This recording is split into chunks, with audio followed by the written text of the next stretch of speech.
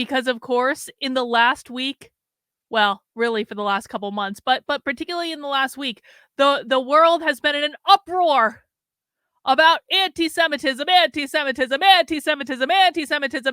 Antisemitism is everywhere. Everyone is an anti-Semite. If you don't support the government of Israel, you are absolutely 100% an anti-Semite because, of course, as Americans, we are obligated to support the government of Israel no matter what they do, because apparently you're just way too anti-Semitic to be an American if you don't support the government of Israel. And last week, there was some testimony in front of Congress because, of course, these big donors, who all happen to be Jewish, have their panties in a twist over the fact that college students at elite universities are protesting in favor of Hamas. Now, if they had watched my work for the past several years, they would not remotely have been caught by surprise. Because, of course, the big Jewish donors were completely fine with spending millions, tens of millions, hundreds of millions on these elite universities in order to fund the far left indoctrination that's been taking place for decades. That wasn't a problem for them. The Black Lives Matter riots of 2020 weren't a problem for them. Like the COVID nonsense wasn't a problem for them. All of the stuff that's been going on in the schools that I've been documenting for years wasn't a problem for them. All of these socialist activists that are speaking on these campuses. And guys, we have literally watched speeches that socialists, real socialists, have given at the University of Pennsylvania, who is one of the presidents that was in this testimony and has since resigned.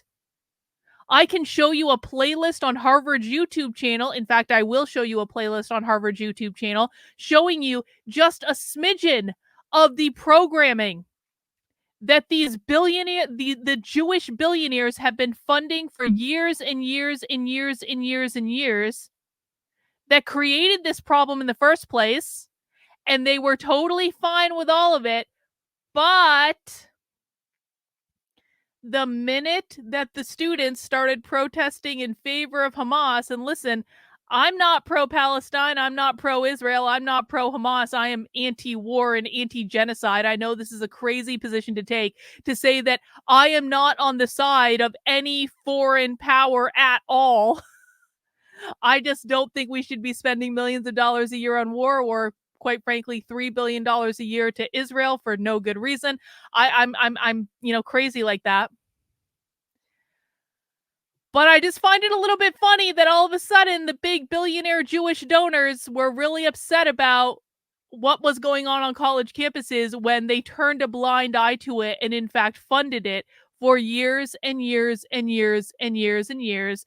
And when this is all over, they're going to go back to funding it because they have not yet put two and two together that their donations to these universities caused the problem in the goddamn first place. Anyway, the big Jewish donors have their panties in a twist. And because the big Jewish donors have their panties in a twist, the presidents of Harvard, of Penn, of MIT got dragged before Congress last week to answer for themselves. And apparently people didn't like the answers that they gave, and it's been all this hullabaloo since. Now the president of Penn has resigned. I don't really care, to be honest. Like my position on this is like, I don't think it makes a difference. The president of Penn is going to be replaced with someone that is just as bad. That's just the way it is. Do I think that we won anything by the president of the University of Pennsylvania resigning? No.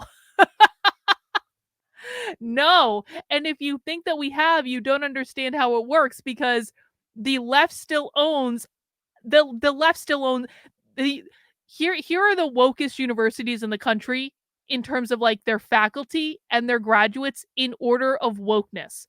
Columbia is number one.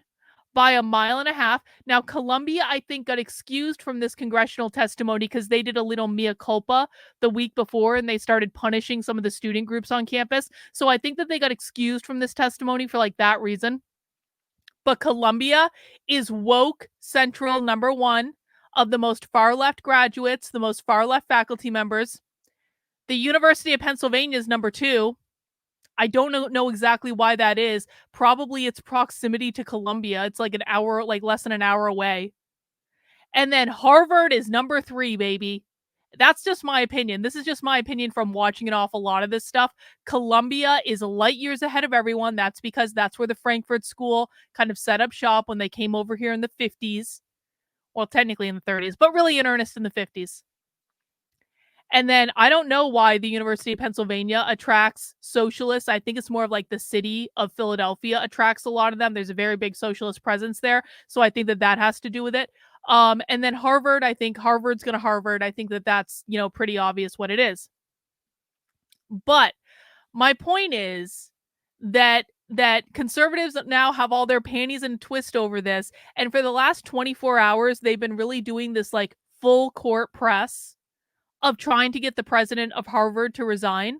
And it was actually really good reporting. I have to give Rufo credit on this one. Chris Rufo and a couple other people worked together to put together this whole investigative report on the plagiarism of Harvard's president. Apparently Harvard's president, who's a black woman, obviously, apparently she plagiarized her dissertation. She's plagiarized several papers, and Rufo and his team of like fellows out of what is the name of his, I forget. I feel so bad now. I forget the name of the place that Rufo works for.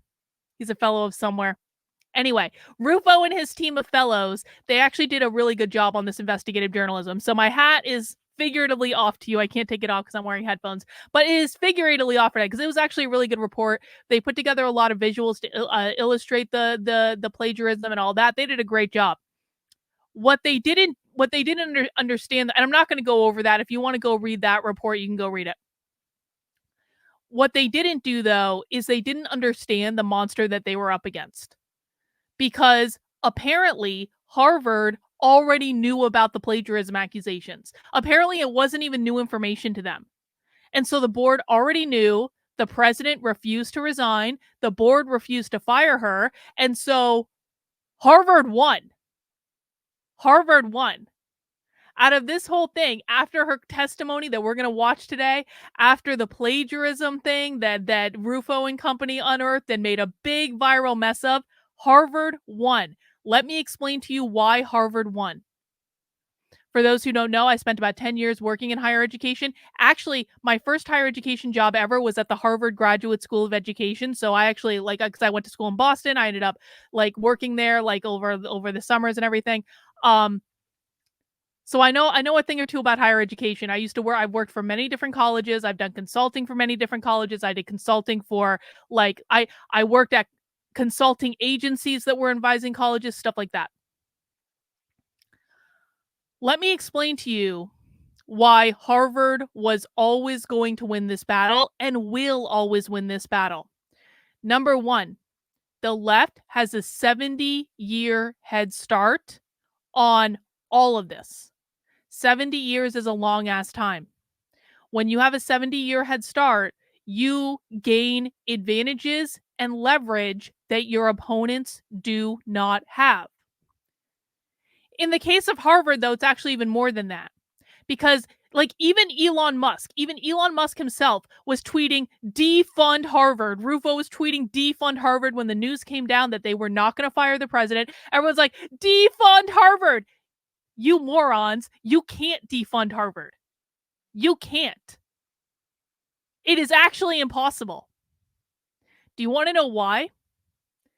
Because colleges, the elite colleges especially, have this little thing called an endowment. And Harvard has the biggest endowment on the planet. Harvard has, not million. Harvard has a 60 billion with a B, $1 billion endowment. An endowment is basically a giant stack. I'm gonna really oversimplify something.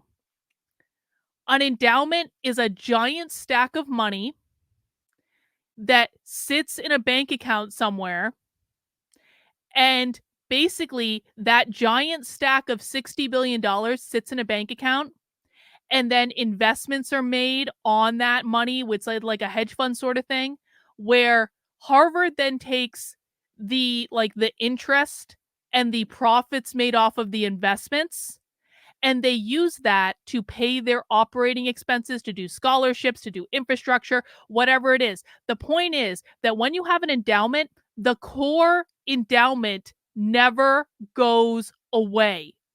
It always just stays there. And basically your operating expenses come off of the interest to the endowment. So they don't touch that endowment. They touch the interest. They do like investments and stuff. They have people that manage that money. So the only money Harvard uses from that, and why the money keeps going up and up and up and up and up in the endowment, is they never touch that core foundation of money. So we're talking about a reality in which Harvard doesn't need anything from anyone. Harvard, well, Gloria, it's actually interesting that you say this, because when I was working in higher education, this is probably like 10 years ago or so, Harvard started giving full scholarships to everyone who needed student loans. So I've seen some conservatives saying, like, well, just take away their federal student loans. No one at Harvard has federal student loans. Literally, there are 0 students at Harvard that have federal student loans. Why? Because Harvard started giving every single student who was below a certain financial threshold basically full rides based on the $60 billion endowment. Exactly. You never touch the principle of the endowment. That always stays. You only take like the interest and the profits of like whatever the hell they're doing to invest it, et cetera, et cetera, et cetera.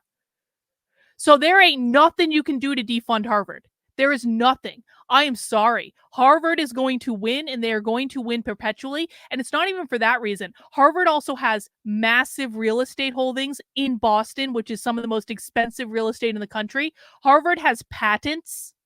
So like the elite universities, when things are invented at the elite universities, guess what? The university patents the invention.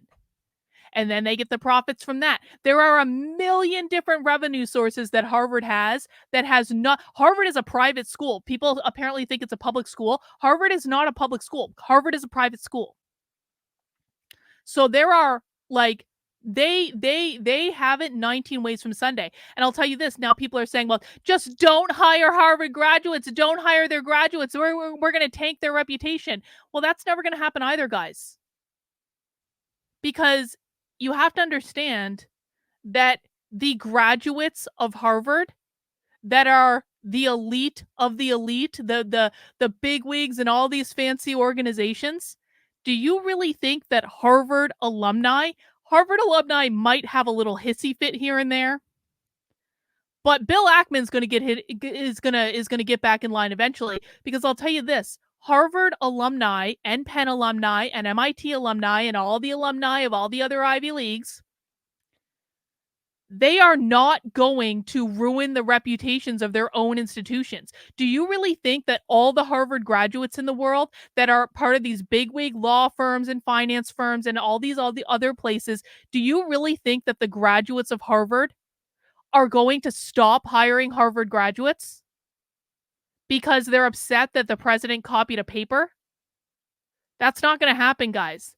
If the graduates of Harvard and all the other elite universities stopped hiring graduates of Harvard and all the other elite universities, they would tank their own degree value. It is not in their best interest to not hire these people. In fact, it is in their best interest to hire people, because the more people that Harvard hires, or that Harvard alums hire for these big time companies and law firms and all these fancy places, the value of their own degree goes up.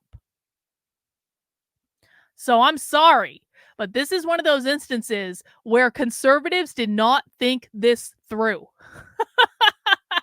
And I really hate to break the news to everyone, but it's like the idea that Harvard is going to be defunded is one of the most laughable things I've ever heard for anyone who understands how an endowment worked.